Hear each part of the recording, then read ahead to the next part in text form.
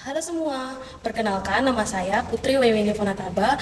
Saya mahasiswa program studi manajemen kelas C Universitas Negeri Medan. Pada kesempatan kali ini saya akan mempresentasikan hasil penelitian dari kelompok kami, kelompok 7 yang berjudul Analisis Risiko Kepatuhan pada Industri Catering PT Pengembangan Jaya Papua. Sebelumnya saya juga ingin berterima kasih kepada Ibu Rosi Pratiwi Sihombing, SEMS yang selaku dosen pengampu sekaligus dosen mata kuliah manajemen risiko. Judul penelitian kami ini adalah analisis resiko kepatuhan pada industri catering PT Pengembangan Jaya Papua.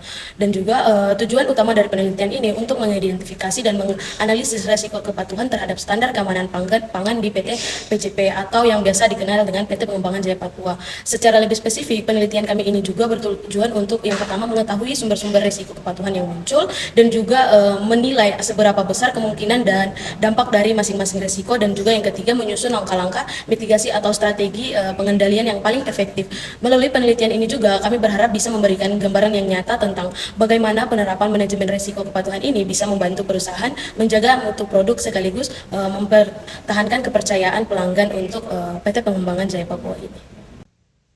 Jadi dari kelompok kami menggunakan metode penelitian kualitatif deskriptif, yang artinya kami menggambarkan kondisi nyata yang terjadi di lapangan ini berdasarkan hasil observasi dan juga wawancara kami dengan salah satu karyawan PT Pengembangan Jaya Papua. Pendekatan ini kami pilih karena lebih cocok untuk menganalisis risiko yang berhubungan dengan perilaku konsumen, sistem kerja, dan juga budaya organisasi. Dan juga dari hasil wawancara dan juga pengamatan, kami bisa melihat bagaimana potensi risiko yang muncul.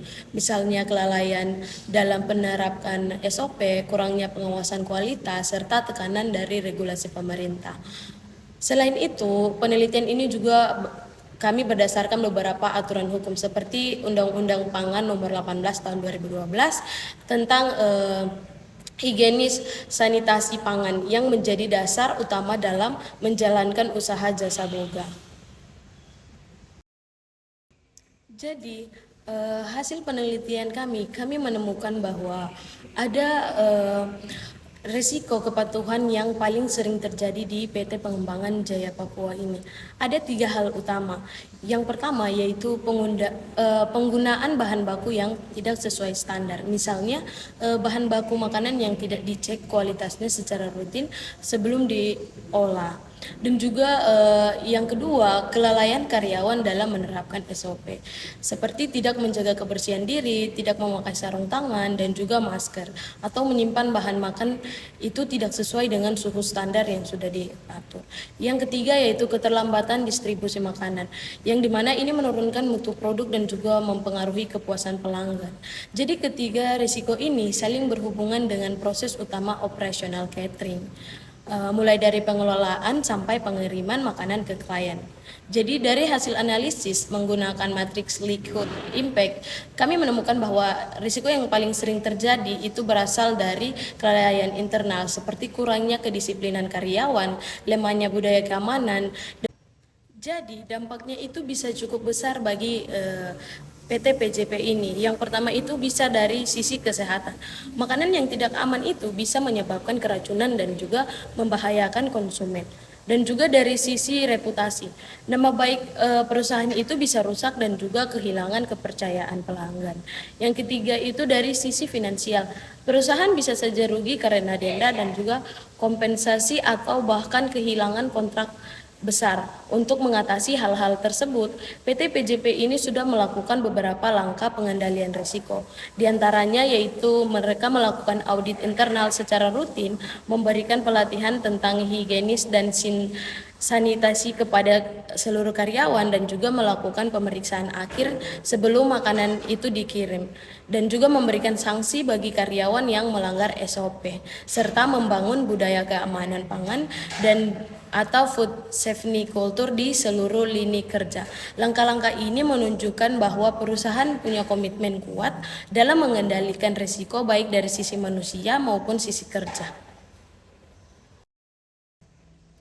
Next yaitu ada juga peran asuransi dalam pengelolaan risiko. Selain pengendalian internal, asuransi juga punya peran penting sebagai bentuk perlindungan eksternal, yang dimana dalam hal ini perusahaan PJP bisa memanfaatkan asuransi tanggung jawab produk atau produk liability assurance.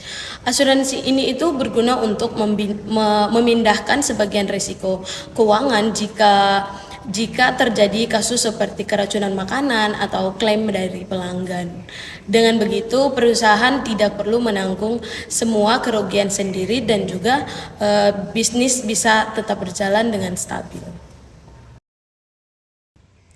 Jadi, kesimpulan dari penelitian kami ini bahwa risiko kepatuhan terhadap standar keamanan pangan merupakan risiko utama di PT Pengembangan Jaya Papua, yang mana risiko ini itu paling banyak disebabkan oleh faktor internal, seperti kelalaian karyawan, kurangnya pengawasan, dan juga lemahnya budaya disiplin kerja. Namun, dengan penerapan manajemen risiko yang terstruktur, perusahaan PJP bisa menekankan potensi kerugian ini dengan menjaga kualitas makanan dan mempertahankan kepercayaan pelanggan. Adapun beberapa saran yang bisa kami berikan antara lain yaitu meningkatkan pelatihan dan kesadaran karyawan tentang pentingnya keamanan pangan, dan juga dapat memperkuat sistem audit internal serta mengintegrasikan budaya keamanan pangan ke dalam nilai perusahaan, dan bisa memanfaatkan produk asuransi bisnis untuk mengurangi dampak risiko keuangan di PT Pengembangan Jaya Papua. Jadi saya sebagai salah satu mahasiswa manajemen, menurut saya penelitian ini itu sangat memberikan saya gambaran tentang bagaimana manajemen risiko ini itu dapat diterapkan di dunia kerja nanti, terutama di industri jasa seperti jasa catering ini. Dan juga saya dengan penelitian ini saya bisa belajar bagaimana mengidentifikasi risiko, menilai dampaknya, serta merancang strategi mitigasi yang efektif supaya kegiatan operasional itu tetap berjalan lancar. Dengan itu, pengetahuan ini tentu sangat berguna untuk saya di masa depan dan juga di saat saya bekerja nanti di manajemen operasional maupun keuangan di masa yang akan datang. Jadi dalam penelitian kali ini saya sendiri berkontribusi itu di bagian analisis data dan juga menyusun hasil pembahasan yang lebih khususnya itu membuat matriks likelihood impact atau menilai tingkat resiko. Saya juga ikut menyusun bagian dari pembukaan, kesimpulan, dan juga rekomendasi mitigasi. Secara keseluruhan kontribusi saya itu sekitar 90%, dan juga saya juga berkontribusi di bagian wawancara. Pada saat kami melakukan wawancara, saya juga turut ikut serta menanyakan kepada karyawan pada PT PJP ini bagaimana kondisi yang terjadi di sana untuk penelitian kami ini. Jadi kurang lebih kontribusi saya itu 90%. Nah, itu saja, itu tadi penjelasan dari saya mengenai penelitian kami yang berjudul Analisis Risiko Kepatuhan pada Industri Catering PT Pengembangan Jaya Papua. Semoga penjelasan yang saya bisa memberikan tadi itu dapat menjadi gambaran yang jelas tentang bagaimana manajemen risiko itu diterapkan untuk meningkatkan kepatuhan, kualitas, dan keberlanjutan usaha. Sebelumnya saya juga ingin berterima kasih kepada Ibu Rosi yang sudah memberikan saya kesempatan pada kali ini, dan juga terima kasih untuk semuanya.